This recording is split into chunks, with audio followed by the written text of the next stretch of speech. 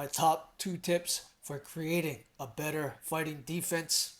Hi, so welcome back, Grasshopper. Haven't spoken to you in a while. Last time I was bald, didn't have a mustache. Everything's growing back, getting that 80s look, that 80s savage martial artist look. Now, my top 2 tips for creating a better fighting defense. Of course, the best defense to fighting is not to fight. Bruce Lee style.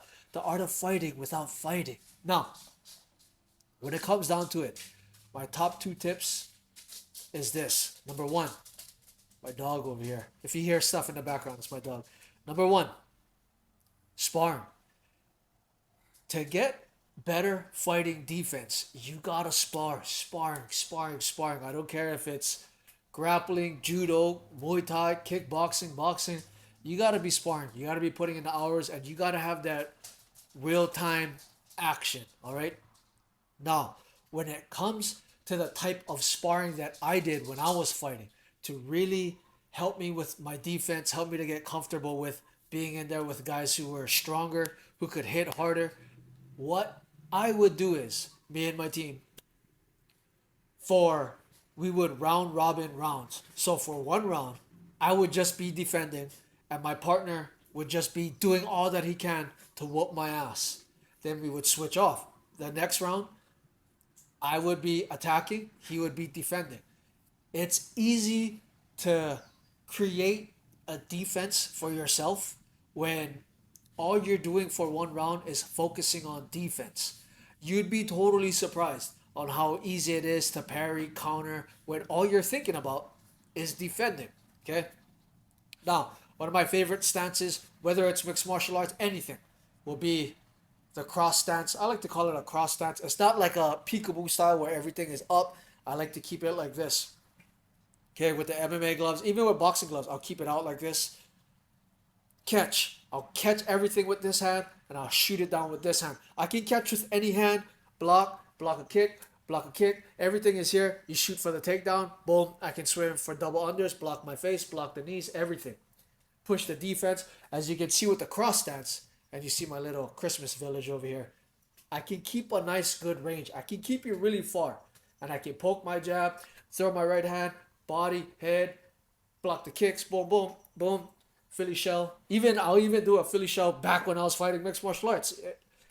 You gotta somewhat develop your own style for defending. As you can see, my arms are extremely long. Okay. The thing is, for me, my arms are extremely long, but I'm short. So I can really play low and keep you at a far distance. Really throw taller fighters off their game. And I only discovered that from just lots and lots of sparring. So you gotta be sparring and just take some time with your team, um, to just you attack, I'll defend, and that's how you can really get it in your head. And once you start, like, you don't even think about trying to take them down or counter them, and you just, okay, I'm just gonna defend. It'll be easier for you. You're gonna start picking off shots like, oh, whoa, whoa, whoa, moving your head. Okay. Now the sparring really is a time for you to everything that you're implementing on your own. If you're following my shadow boxing workouts, all the shadow boxing that you do, all of your solo training, looking in the mirror, hitting the heavy bag, when it's time for sparring, that's when you try it out. All right. You gotta really drop the ego. Sometimes, of course, you're gonna get into that place where when it's sparring day, you really want to put it on your sparring partner. No. When it's time for you to spar, you really gotta just focus on the things that you're afraid of. So if you suck at defending yourself, like shots are always getting in, just focus on that. Okay? It's one thing to always stand on your strengths when you're training, but training is meant for you to fix your weaknesses. Yes, you can, really further your strengths, but this is what training is, to make the body stronger, to make the senses sharper, and to make your skills that are lacking better. Okay? So when it comes to sparring, round robin, spend some days where all you're gonna do is just defend. Same thing for me. When it came time for me to learn Brazilian Jiu Jitsu, I was a straight boxer. I could kick. And when I got into mixed martial arts in my like early 20s, at like 22, and to learn wrestling and grappling at such a, that's kind of an old age compared to all the kids that start, they were starting in like elementary. So I was way behind. The only thing I could do was defend. And because I got beat up all the time, my defense for Brazilian Jiu Jitsu actually became really good. Like I had a extremely fast learning curve just for the simple fact that for the first year I was just getting beat up and I had to defend. So that way when I went against more fresh guys like white belts, guys just coming in, and it was easy for me to like really just put a hurting on them because I was always getting beat up by bigger, stronger brown belts, purple belts all the time. Okay? So defending, you gotta have those days where you're just defending. Okay? And once you kind of get that down, dude, it's gonna be easy to blend in your training, those hours of just defending, into you seeing the counters, this and that. So you gotta be sparring, and you gotta have those sparring days of just defending. All right. Now, number two, this was my secret, and I learned this from not Thai fighters, but from Muay Thai coaches. I think the hardest guys to beat up are Muay Thai coaches because they're literally holding pads for like hammer guys all day long. Okay, so that's tip number two. My secret is to hold pads. When it comes to building a strong striking defense, when you hold pads, okay, when you look at Thai coaches, they hold pads. It's exactly, almost exactly the same way you're gonna defend kicks. When you see a really strong guy just blocking kicks all day, you'll notice he's just blocking it like he's holding pads. Boom, boom, boom. Sit, check the kick. Boom, boom, boom. Same thing. Now, after when I was fighting, I didn't really catch on to it, but I would hold mitts for my partners, my teammates, and we would just do what we do. And while I was fighting and holding mitts for my teammates, especially the bigger guys, my bigger teammates who are fighting at like 185, 205, dude, when they hit these pads, at the time, okay, I was 5'7", I'm still 5'7". I walked around at like 148, 150. And these guys were walking around at like 200 pounds. And when they roundhouse kick these pads, I mean, like, dude, I would go flying. In order for me to like keep up with the combos, like roundhouse kick, left hook, I would pound, pound. Like I would have to really learn how to brace myself. Okay? And that, I feel, if you feel like you suck at defense, it's because you don't know how to take impact from people's kicks and punches. It's not necessarily you have weak technique, okay? Because the techniques are there. It's just boom, boom, cover, put your hands in front of you, parry, shoot, boom, head, head. You can practice the techniques all you want, shadow boxing. But when it actually comes in, that's when you start freezing up and like, and you start like clamming up. I call it the clamshell. When a guy really bangs you up, bang, like in the stomach, in the head, and you're not used to feeling that type of impact, that's where all of your technique goes out the window. Understand, this is why I'm a firm believer in just conditioning, cardio. When pain sets in, you forget everything. That's why, for me, cardio, once you get tired, once that fatigue and that pain kicks in, dude, you could be the best fighter in the world. Once you get tired, like, you'll forget everything. And that's where, your conditioning got to come in. Same thing for defense. You could be the best defensive fighter in the world. Like Mike Tyson said, everybody has a plan until they get hit in the face. You could have extremely good defense, but once a really good, strong guy comes in and whang, gives you a good one to the ribs, to the chin, whatever. It could even be like, I had some guys, I would do my Philly shell, dude, they would just pop me in the shoulder, or they would clip it in right here, like bang, in the chest. But look at that thing is solid. Even though they would whack me in the chest or in the shoulder, dude, like just the sheer force they would crack me with, I would kind of shut down. I'd be like, oh, okay, I go to this defense. Holding pads help me to absorb force at the same time. Just, how would you say, absorb force and mask my insecurities of like, oh, that was a good hit. I would just bang, just take it. And like learn how to tense, relax, tense, relax, tense, relax, tense, relax, tense, tense, tense, tense, tense, relax. Boom, boom, boom. Let your fighter come out with the pad. Boom, boom. Okay, one, two, three. Boom, boom, boom. And from there, I also learned how to catch. If a guy throws a jab, I can just boop. I would just catch it. Boop, boop. That's how I can shoot and counter really quickly because I'm thinking that I'm holding pads. I will always hold my hands like this. Sometimes I can come like this, but still. If he comes in close, I can still keep everything like this. So I can swim for the double. If he tries to shoot, keep everything right there. Boom, boom, boom. Same thing with the pads. For boxing, it's the same thing. 1, 2, 3. 1, 2, 3. Boom. 1, 2, 3. Everything becomes right here in this frame. Okay, I'll give you one that I learned. This is like a TV.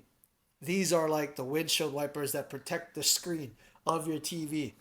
When you hold mitts but even fast guys, like when the shots are coming in, your eyes are going to get fluttered. But the more you hold mitts and you let these guys just hit with speed, you get 1, 2, 3, 1, 2, 3, 4. So you see, everything is right there. You as a pad holder, gotta kind of you gotta mentally keep in your head that, okay, this is how I'm going to hold my hands like this. Okay? Yes, you're trying to give good work to your teammate, but at the same time, I would be think once I became like a coach, I would start keeping it. I wouldn't hold mitts like this. Okay, 1, 2. No, I would hold it like I was fighting. Okay, 1, bang. And that way, when they throw their jab and I keep it right here, he's getting good accuracy. Boom, jab. I would hold it just like that. Right hand, bang. Hook, bang. At least that way, it would be like real for him. If he threw a jab and I hold it, I catch it here with the mitt, it's gonna go to my chin. He's aiming at my chin. Unlike some guys, okay, jab, okay, right hand. Like everything is out here. Right hand, cross, cross, cross. At least if I keep it here, he would have a realistic sense of his combinations. Body shot, boom, boom. Okay, sometimes if I tell him go for the body, I would just close my elbows. Okay, hit the body, jab. Just like that, body, jab. Not knowing I was working my defense with him at the same time. Okay, ready? 1, 2 to the body, straight to the head. Boom, boom, boom. Boom, boom, boom. That's how I would hold the mitts. So, same concept. Holding mitts taught me a lot about defense. And same thing, like I said, I would hold mitts for extremely big guys. Extremely big, fast, athletic guys. Guys that were built like, I had teammates, hey, built like me, like shredded, somewhat kind of lean, muscular, lanky, but they were just a bigger version of me. Like 6 foot, 180, okay? So because they were bigger, stronger, and I held mitts for them, I kind of understood the concept of, keeping everything, okay, boom, jab, bang, 1, 2, pop up, 1, 2, 3, pop up, up, keeping everything close. I was able to see how they would move. Because you gotta understand, like, if they jab, they're gonna hit it hard. And like, it's gonna hit me in the head. So in order for me to catch it at that right time, I really gotta watch their movement. And from watching their movement, I learned what the flinching looks like for a jab. What a flinching looks like for a leg kick. Okay, leg kick, bang, leg kick, bang. No, head kick, head roundhouse, roundhouse. Okay, teep, boom. I'll hold the teep depending. Doesn't really matter. Knees, bang, bang. Okay. I learned. This is the deeper side. Holding mitts, I learned to read the energy of the person hitting the mitts. So if I tell him jab, you can almost see everything because you threw out the command. You can see the energy within your partner building up, jab, bang. Okay? So, because you throw out the command, throw a jab, I can see him load up, boom, stick the jab. So I know now when I'm sparring or if I'm in a fight and I can see the energy being loaded up. This is what keeps me sharp. I don't really necessarily have to spar. I just got to hit mitts. It's a amazing way to keep yourself sharp without getting hurt. Just be a pad holder.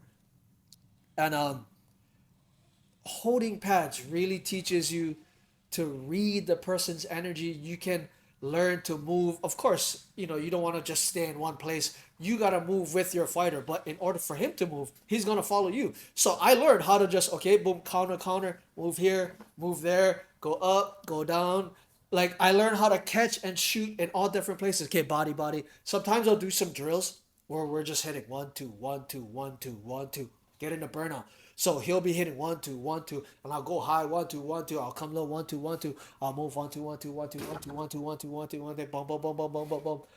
And that's gonna build the coordination for me and for him. I'm building coordination to kind of pivot and move, come up, come high. I can see everything. I can catch and parry here, boom, boom, boom. While he's hitting, I'm moving my head like this, boom, boom, boom, boom, boom, boom, boom, boom, boom. Stick a jab in, boom, boom, boom, boom, boom, boom, pipe. Okay. And while he's getting good work, I'm also getting good work. So holding pads. A lot of you guys who follow the style of the lone warrior, you're gonna have to call up some friends, man. Hold some pads for them, and in the end, this is what fighting is about. In this day and age, you know, um, seek fellowship, better yourself with other people. It's extremely hard to become great at fighting when you're not really having that interconnection with other people. The only reason why a lot of you really like my style, the way I shadow box, my conditioning, this and that, was because I spent a lot of time with my team. Bullspin Hawaii MMA. I'm not sure if they're around anymore. Some of the guys that I fought with, my teammates, I became their trainer when I opened up my strength and conditioning gym. But I spent a lot of time just getting beat up, dude. You gotta get beat up. This is what fighting is. And if you can't accept the fact that you're gonna get beat up, dude, there were sparring sessions where I would go home with like two black eyes, bruises all over my ribs. I mean, my shins would be lumped up from just taking leg kicks. Uh, Burns all over my face. The Velcro from the MMA gloves. When you're sparring with MMA gloves and you're really getting into that clinch fighting, even on the ground, just the rubbing of the Velcro across your face, it'll leave scratches. I've been through some battles with my teammates in actual events. You know what? In actual events, it wasn't too bad because I had very good teammates that they didn't hold back. They just, dude, you got a fight coming up, Ches. We're going to whoop your ass. That way, when you do step in the ring, it should be easy work because you got your ass beat for 8 weeks. So you shouldn't be getting your ass beat in the cage, all right? And like I said, I had bigger teammates. There was one point, my team held belts in every weight class from 125 all the way up to, I think we had a 205 in multiple different promotions when there were multiple promotions in Hawaii. But a lot of majority of our fighters were either 130, 145 and below and 185 and above. So it was like really light guys where I was with, and then there was the really strong heavy guys. And we would have to spar each other. They would spar each other, but of course they need some faster guys. So we would switch, get beat up. It is what it is. But those are my two top tips for creating a better defense for fighting. One is sparring and spending a lot of time consciously with the intent that I'm just going to defend for these 3 rounds, this whole day of just sparring. If we're going to go 30 rounds, I'm going to just spend 30 rounds defending. You just got to get comfortable with the fact that I'm not going to be able to let off some shots, so I got to just defend. And from there, like they say, defend wins championships. When you're comfortable getting hit and parrying and moving your head and absorbing these heavy shots, it'll be easier for you to see openings, okay? Then number 2, holding pads, like I said. Once you get comfortable absorbing shots, a lot of times you're going to be sparring with guys your weight. When you hold pads, you can hold pads for anybody. Doesn't matter. When you get comfortable absorbing shots from extremely big, stronger guys, and uh, just going in there with bigger, stronger guys holding pads, you'll have much more confidence parrying a shot, like taking roundhouse kicks from guys your weight all day long. Even though you don't want to, I mean, that's the reality, dude. Guys are smoother, sharper, and faster. Guys are going to roundhouse kick you in the head at least 3 times per round. You're not going to dodge everything, okay? So it's best for you to build up the strength and the confidence to take hits from bigger guys. Holding pads can do that for you, all right? Sparring, holding pads, try these tips out. Let me know how it goes. And always remember, train hard and be kind. Until next time. Let's go.